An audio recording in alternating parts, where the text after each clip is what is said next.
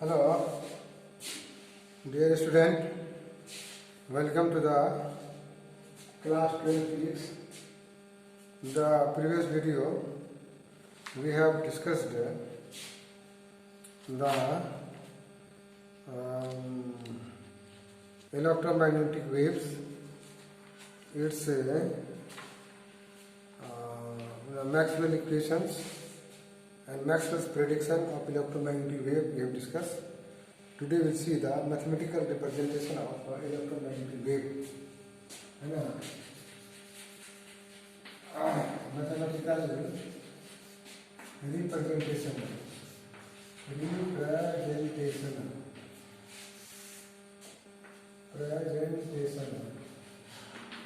of electromagnetic wave. Electromagnetic waves. All of you know the source of electromagnetic wave is an accelerated charge. Accelerated charge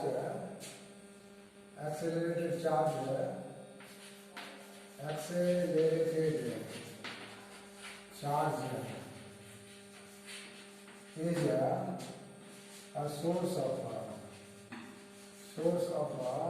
electromagnetic wave. Electromagnetic wave, and that was predicted by Maxwell. Maxwell predicted this one. But in 1665, but 1687, one of the great physicists, his name was Rudolf Heinrich Hertz, है ना, Heinrich Hertz, है ना, experimentally ना demonstrated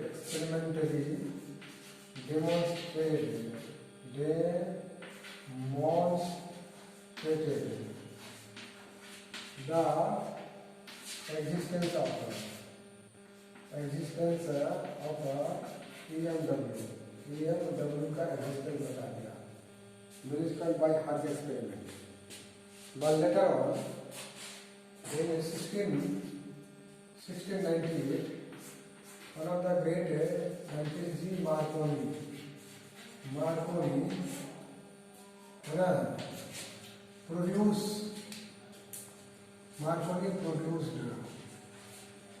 produced EM wave and transmitted for few kilometer तक इन्होंने transmit कर दिया. Same year in 1968, Indian scientist J.C. Bose also produced. But in year 9, ये जी मार्कोनी जो है, रेडियो वेव प्रोड्यूस कर दिया. रेडियो वेव बनाया, जिससे क्या हो गया, ये radio broadcasting, radio communication started. And this was the great discovery, and changed the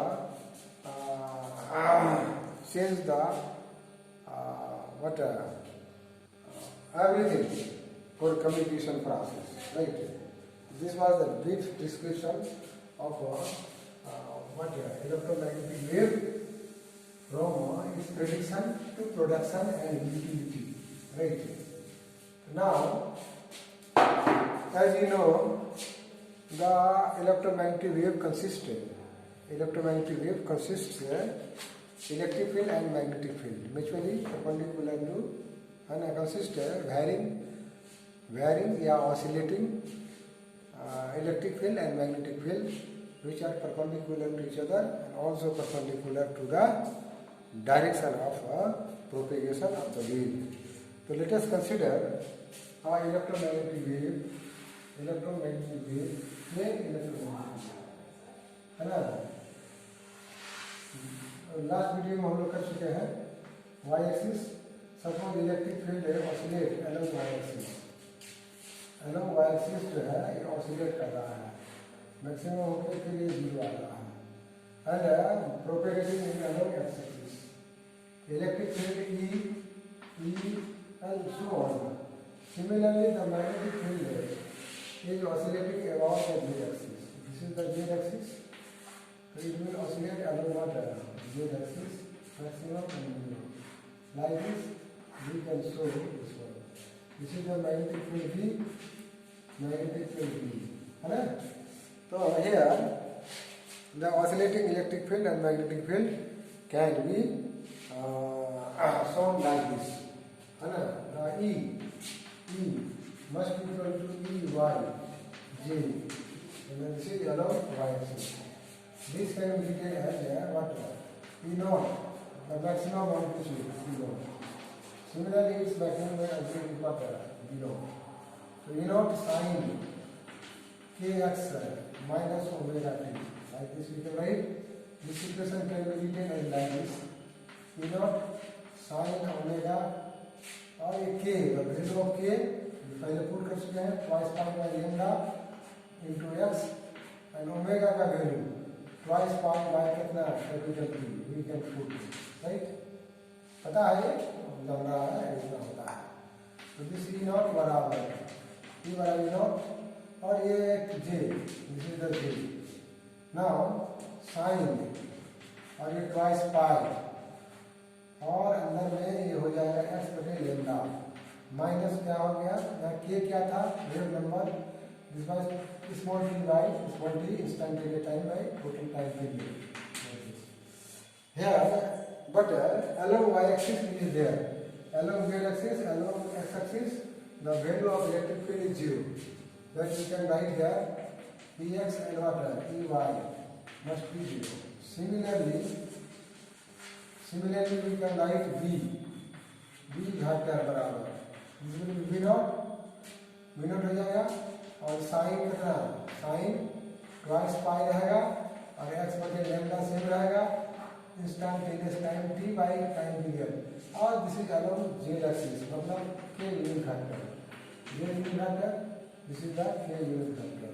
Similarly, this Vx and Vy must be 0, must be 0 हो जाएगा. ऐसा करके हम लोग इसको लिख सकते हैं डायरेक्टली, है ना, और डायरेक्टली ही लिखना है क्योंकि ये इसको हम लोग लिख सकते हैं इधर, we can write like this, here ratio use, take the ratios मतलब मैग्नीट्यूड ले लेते हैं, मैग्नीट्यूड लेंगे तो वेक्टर खत्म हो जाएगा, if you take magnitude vector will be finished, there E by V must be equal to E naught by V naught. जैसे ये वाला इसका मैग्नीट्यूड और इसका मैग्नीट्यूड लेंगे तो E naught V naught हो जाएगा, तो ये वाला टर्म कॉमन है, मैग्नीट्यूड लिए तो J का वैल्यू 1 K का वैल्यू 1 हो गया, ये कैंसिल आउट हो गया, जिस J का वैल्यू ये बराबर होता है C, और C बराबर कितना होता है 1 by root under V naught epsilon naught, right. Now we can write E बराबर C इंटू B, ऐसा लिख सकते हैं, या E नॉट बराबर C इंटू कितना B नॉट, मतलब एम्पलीट्यूड ऑफ E और एम्पलीट्यूड ऑफ B दोनों का एम्पलीट्यूड C के बराबर है, C मतलब 3 इंटू 10⁸ मीटर पर सेकेंड, E का वैल्यू ज़्यादा है, B का वैल्यू कम है, ऐसा करके लिखा जा सकता है. अब हम लोग देखेंगे energy associated with energy of electromagnetic wave. जैसे ये इलेक्ट्रोमैग्नेटिक वेव है, प्रोपेगेट कर रहा है, मतलब क्या कैरी कर रहा है, it carry what energy carry कर रहा है, तो कितना एनर्जी कैरी करेगा, how much energy it will carry, right. और electric field and magnetic field they are in the same phase, same time में ये मैक्सिमम तो ये भी मैक्सिमम, सेम टाइम में ये भी 0 तो ये भी 0, मतलब the oscillating electric field E and magnetic field है, मैग्नेटिक फील्ड है, हाँ are in same field, in same field, ऐसा कर सकते हैं। This electromagnetic wave, electromagnetic wave, magnetic wave carry, carry क्या करता है, वेव है तो क्या कैरी करेगा, एनर्जी कैरी करेगा। And it is equally shared by and through the space, through space and equally shared by E electric field and magnetic field के द्वारा शेयर किया जाता है। तो हम लोग देखेंगे कि energy stored in the form of the electric field के फॉर्म में कितना एनर्जी स्टोर होता है ना, या energy associated with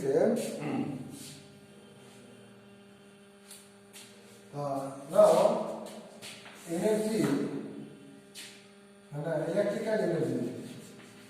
electrical energy for unit volume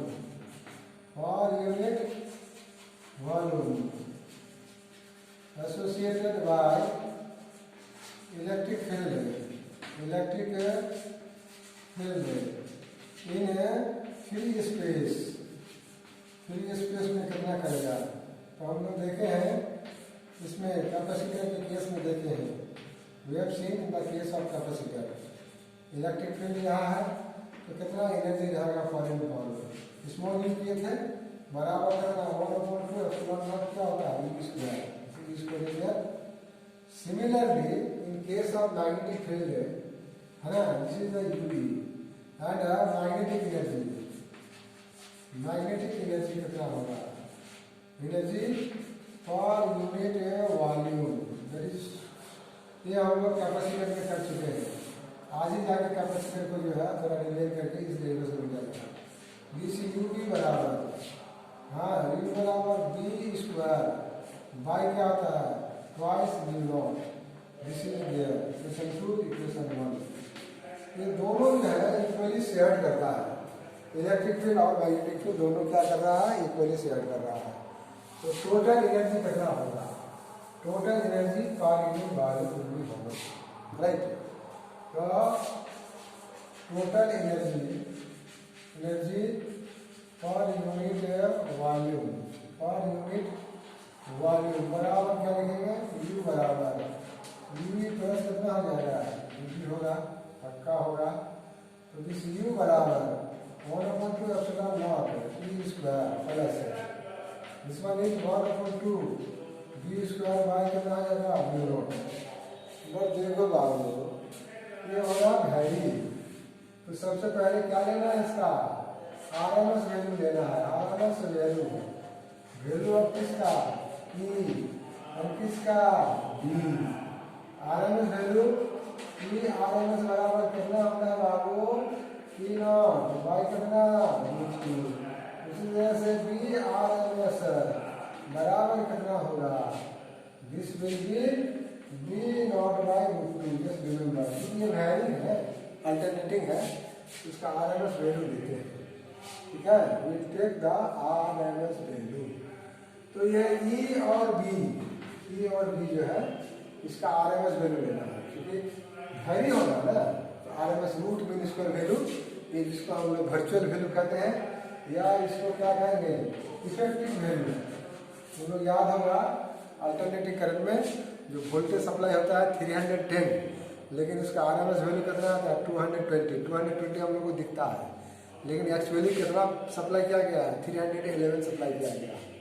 तो इसको हम लोग एक्चुअली जो है वो होगा 1/2 epsilon naught E RMS square लेना है plus 1/2 B RMS square by क्या करेंगे नाउ ये ई आरएमएस का वैल्यू कितना रखेंगे ई नॉट माइनस 2 रखेंगे, दिस बिकम 1/2 एप्सिलॉन नॉट और ये हो जाएगा ई नॉट बाई रूट का क्या whole square plus 1/2 mu naught, यहाँ हो जाएगा B naught whole square, right.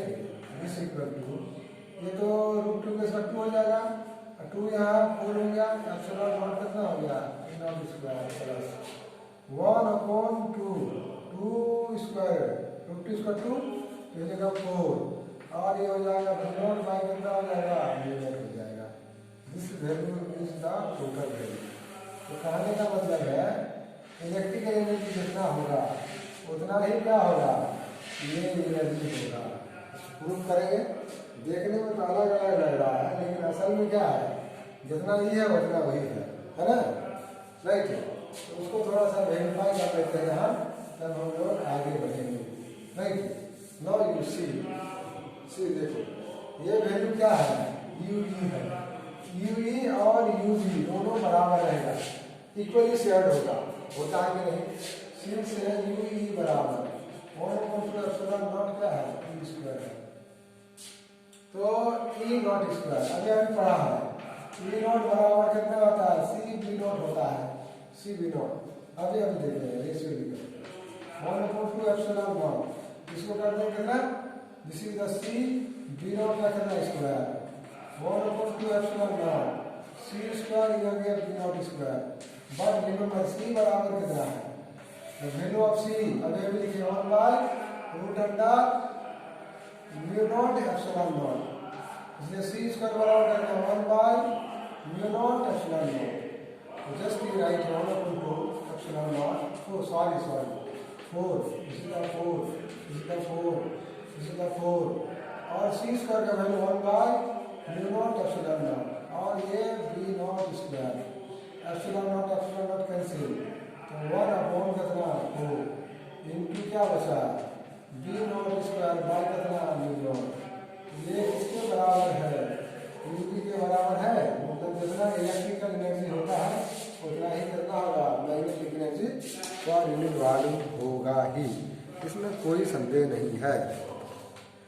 तो now let us see the intensity of electromagnetic wave, intensity कितना होगा, तो intensity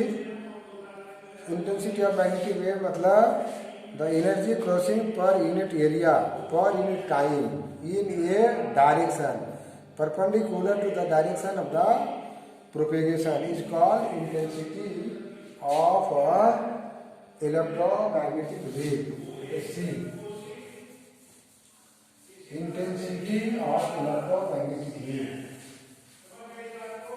intensity of electromagnetic wave है ना, intensity of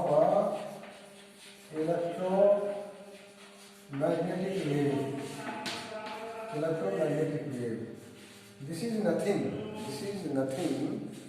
but the energy crossing per unit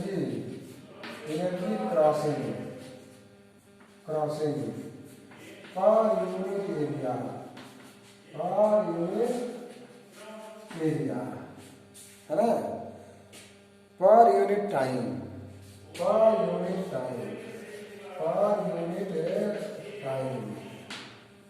कैसे करना है, in the direction of in direction perpendicular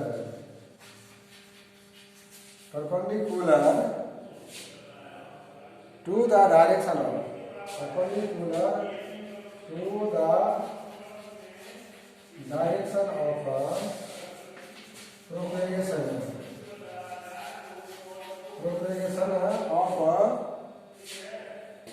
propagation is called intensity of EMW का intensity कहलाता है।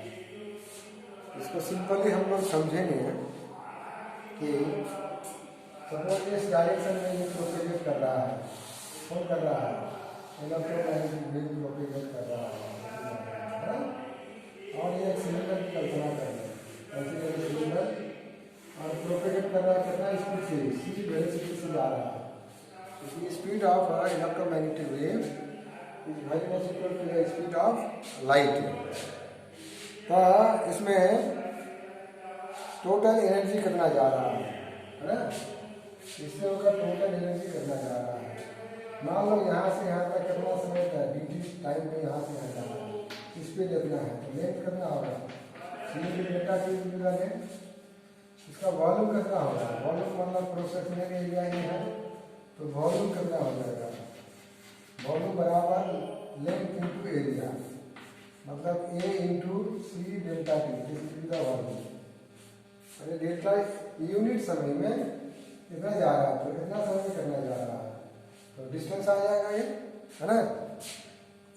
अब द एवरेज डेंसिटी है ना, डेंसिटी लिखिए, वॉल्यूम हो गया ना, तो एवरेज डेंसिटी क्या होगा, एवरेज डेंसिटी, डेंसिटी बराबर क्या होता है वॉल्यूम, डेंसिटी बराबर मास पर यूनिट वॉल्यूम, दो बराबर है ना मास पर यूनिट वॉल्यूम। तो मास को यहाँ ले लेंगे तो यूनिट वॉल्यूम में कितना एनर्जी है, यू एनर्जी है, इतना वॉल्यूम में कितना एनर्जी होगा निकल जाएगा, एवरेज है एनर्जी डेंसिटी निकालेंगे तो ये कर देंगे यू कर देंगे, मतलब हो गया A C delta T and U, मतलब U A C delta T, ये यूनिट वॉल्यूम का है और ये टोटल वॉल्यूम कितना है, ऐसे करके वॉल्यूम निकाल लेंगे।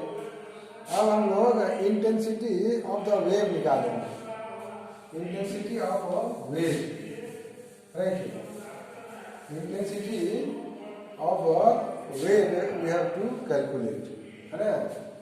इंटेंसिटी ऑफ वेव निकालेंगे, इंटेंसिटी बराबर है टोटल एनर्जी यहाँ निकल गया है, यू बराबर निकल गया टोटल एनर्जी, तो ये हो गया total energy but energy crossing per unit area per unit time, तो एरिया इनटू क्या जाएगा नीचे आने पर यूनिट, अब ये हो गया कितना टाइम हो गया, इंटेंसिटी आई हो गया, ये टोटल कितना दिया हुआ है यू ए सी और कितना delta T divided by area कितना, एरिया ए है, पर यूनिट टाइम कितना है पर डेल्टा टी, ऐसा करके पुट करेंगे तो पुट करने से हम लोग को निकलेगा कितना, you will put this one, you will get how much delta T A cancel, this become what is U into C. अब u का वैल्यू कितना है, what is the value of u, the value of u is, u का value कितना है, u का वैल्यू 1/2 epsilon naught E naught square, और ये क्या है c है, ऐसा निकाल लेंगे, तो this i is equal to 1/2 epsilon naught E naught square into क्या है c है, और c का वैल्यू क्या है, what is the value of c, है ना। तो ये value of c is how much, right, तो वैल्यू ऑफ c अगर हम निकालेंगे, इसको थोड़ा सा और इधर कर देते हैं, तो इसका जो फार्मूला आएगा उस फार्मूला बेस हम लोग को न्यूमेरिकल बनाना है। इंटेंसिटी बराबर I बराबर 1/2 c epsilon naught c E square, इसको ऐसा करते हैं epsilon naught c E square by करना है √2 का क्या करते हैं होल स्क्वायर करते हैं √2।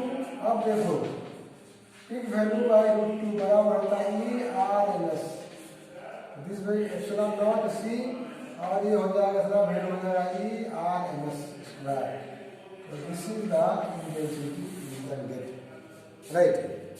और ये भी हम लोग कर सकते हैं, इसको c का वैल्यू को अगर हटाएंगे, वैल्यू ऑफ c अगर हटा देंगे तो क्या हो जाएगा बाबू, c if you will replace the value of c, the value will be how much, epsilon naught, c का वैल्यू कितना है 1/√2 म्यू नॉट एप्सिलॉन नॉट और ई आर एस स्क्वायर।